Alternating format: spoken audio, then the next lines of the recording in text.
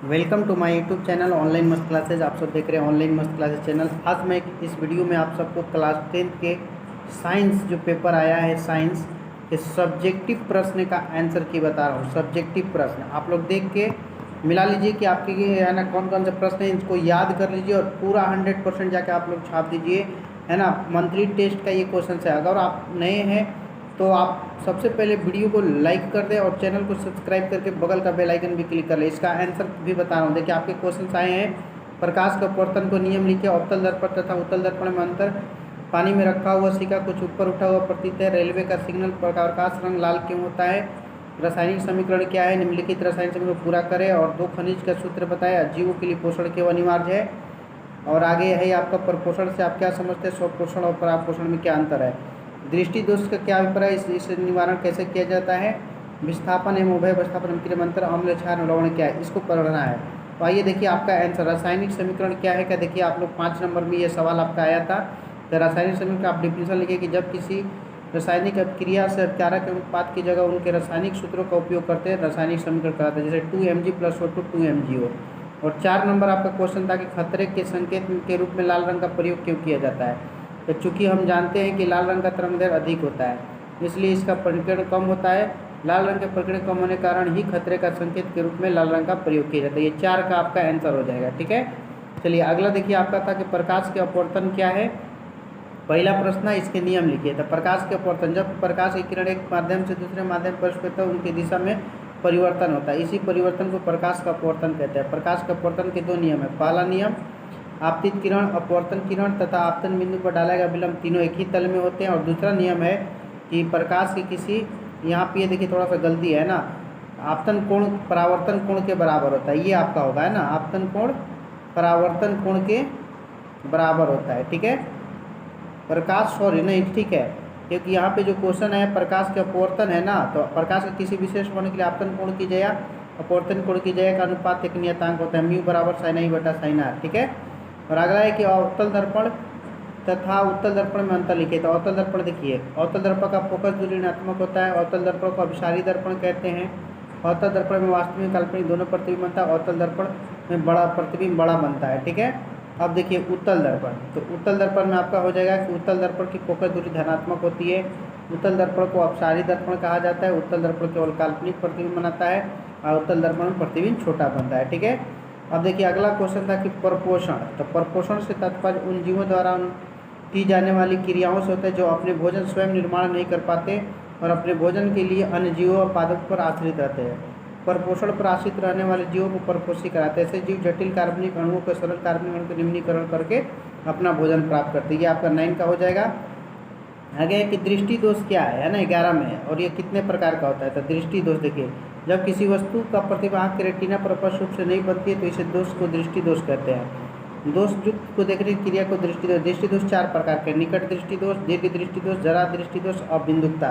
ये आपका इसका आंसर हो जाएगा। ठीक है, अब निकट दृष्टि दोष देखिए, जब कोई मनुष्य निकट स्थित वस्तु को आसानी से देख लेता है परंतु दूर वस्तु को नहीं देख पाता है तो ऐसे दोष को निकट दृष्टि दोष कहते हैं। कारण, नेत्र गोलक का लंबा हो जाना, नेत्र लेंस और रेटिना के बीच की दूरी बढ़ जाना, नेत्र लेंस की आवश्यकता से अधिक मोटा हो जाना और नेत्र लेंस की फोकस दूरी कम हो जाना। ठीक है, उस उपचार इसका कैसे किया जाता है। तो निकट दृष्टि दोष को दूर करने के लिए अवतल लेंस का प्रयोग किया जाता है। अब आता है दीर्घ दृष्टि दोष।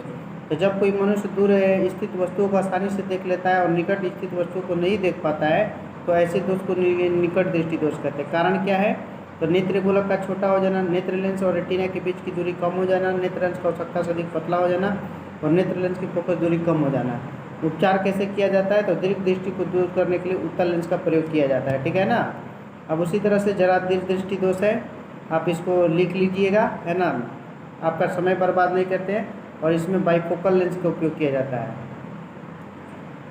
ठीक है ना। अब बिंदुकता देखिए, तो अब बिंदुकता है आपका, यह एक विचित्र बीमारी है। इससे व्यक्ति की मानसिक संतुलन बिगड़ सकता है। इस दोष से पीड़ित व्यक्ति एक ही साथ उदागर और क्षतिज जगह को फोकसित नहीं कर सकता है। कारण क्या है। तो कॉर्निया की आकृति गोलीय ना। उपचार, अब बिंदुकता दोष को दूर करने के लिए बेलनाकार लेंस का उपयोग किया जाता है। ठीक है, अब है तो अम्ल। अम्ल का एक 13 नंबर में आपका सवाल था। तो अम्ल एक ऐसा पदार्थ है जिसका विलयन जो होता है स्वाद में खट्टा होता है। अम्ल जल में खुलकर हाइड्रोजन आयन देता है। अम्लीय लिटमस नीले पत्थर को लाल कर देता है। अम्ल धातुओं के साथ अपक्रिया करके हाइड्रोजन गैस देती है। और अम्ल का जलीय विलयन 7 से कम होता है। ठीक है। अब अम्लों का उपयोग कहाँ होता है? तो इसका गहनों को साफ करने में, बाथरूम की सफाई करने में, अग्निशामक के निर्माण में। अब भस्म ऐसा पदार्थ है जिसका जलीय विलयन स्वाद में तीखा या कड़वा होता है। ठीक है।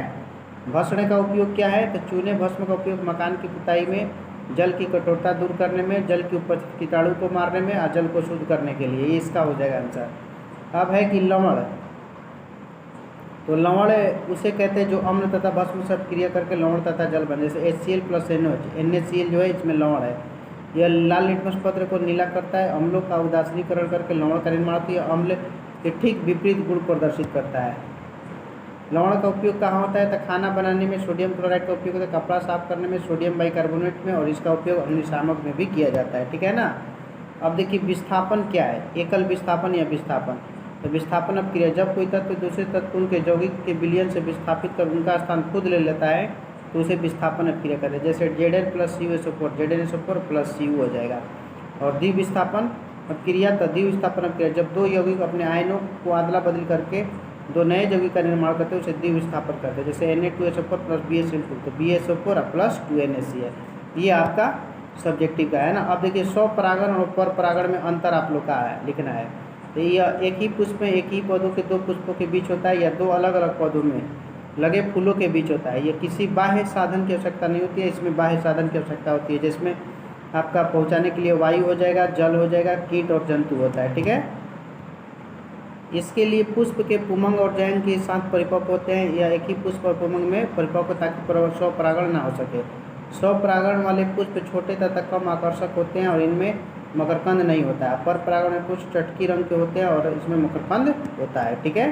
तो ये आपका सब्जेक्टिव प्रश्न था। अगर आप इस चैनल पर नए हैं तो प्लीज़ आप लोग चैनल को सब्सक्राइब करके बगल का बेल आइकन में क्लिक कर लेंगे ताकि लेटेस्ट वीडियो का नोटिफिकेशन मिलता रहे, और इसको शेयर कर देंगे अपने दोस्तों में। और प्लीज़ लाइक करें क्योंकि आपकी लाइक हमारी हौसला अफजाई करती है। बाकी सब आपके लिए बेस्ट ऑफ यू लक। जय हिंद, जय भारत।